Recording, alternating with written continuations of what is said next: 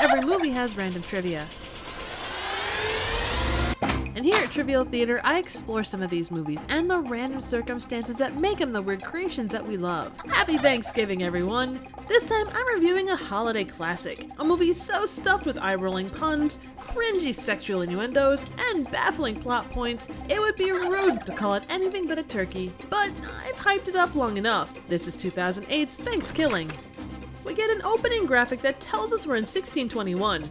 Otherwise known as the olden days. This movie about a killer turkey starts with a breast of a different kind, and I'm pretty sure that isn't regulation pilgrim attire.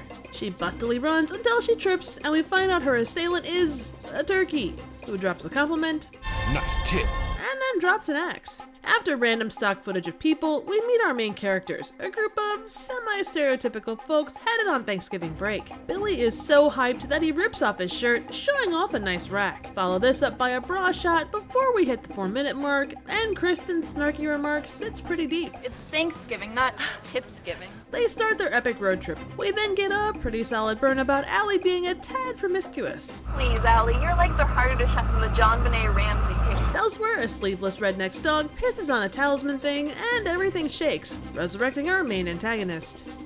His grand reemergence is kinda ruined by the fact the dog keeps on pissing on him.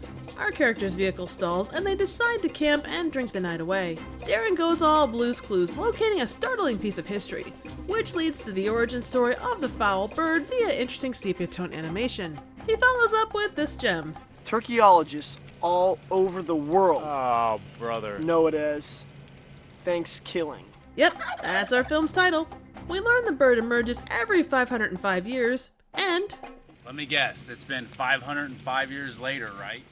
No, it will be in 45 minutes. From this, a big obvious question emerges. It's totally impossible for a turkey to kill a human. And to that I say, have you ever met a turkey? Sleeveless Redneck finds his poor dog, as well as some truly terrible comedy. I took this here axe and I accidentally cut him. Get it? Accident. Back at the camp, an invite to screw is turned down by one, Screw you, Johnny. and then offered by another, You can screw me, Johnny. followed by a visual invite that's also declined. A flying bunny joins the party a tad too late and lands in a fire. It's acknowledged, but then everybody says goodnight. Okay, this scene is dying for a shitty joke. Why did the killer turkey cross the road? Oh shit!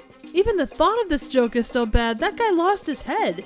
So I've been keeping a tally of things Turkey can do, and frankly, it's amazing. He can make terrible jokes, can handle shotguns and axes, and can drive a car. We get a second appearance of this burn, which must mean the writers were super proud of it. It's like her legs are harder to shut than the John Benet Ramsey case. Later, Johnny arrives at his parents' place and has a touching moment with his dad, which causes him to lose his head. He drives away, clearly distraught about his parents, and after a Tommy Wiseau-inspired moment, Why? Why is this happening? My God. Why? he mourns all the important shit he's lost. No more pumpkin pie?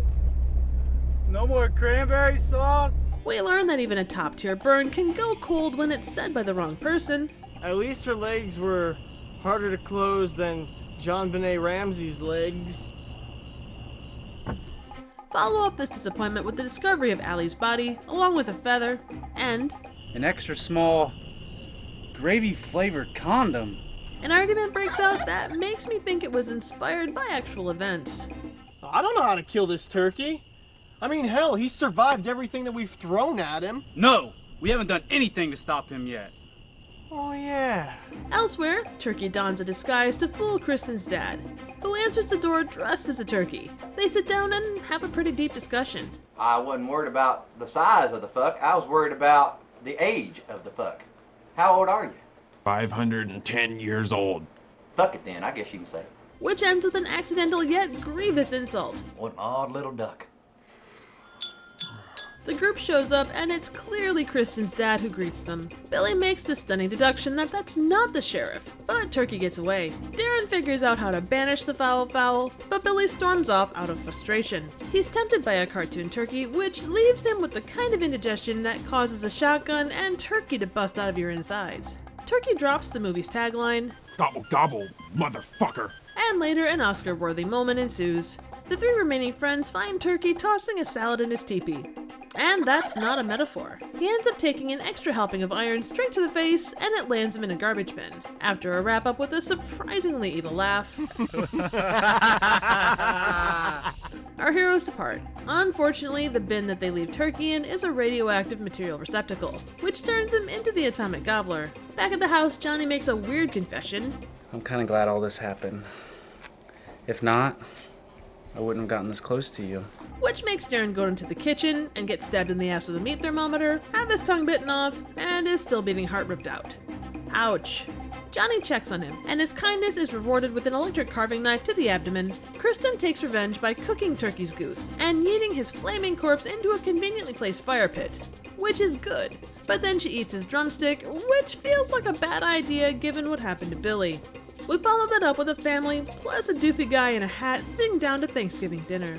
The turkey attacks, the screen drops to black, and we get the promise of a sequel. In space! Okay, ThanksKilling is a crazy weird movie that was made for $3,500 and shot over the course of 11 days during the spring break of the two directors. They took inspiration from bad movie covers at their local Blockbuster before writing the script, and the tagline itself was thought of before the plot came together.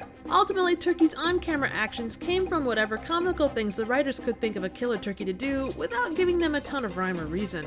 The director built Turkey from leftover special effects supplies and a foam turkey hunting decoy.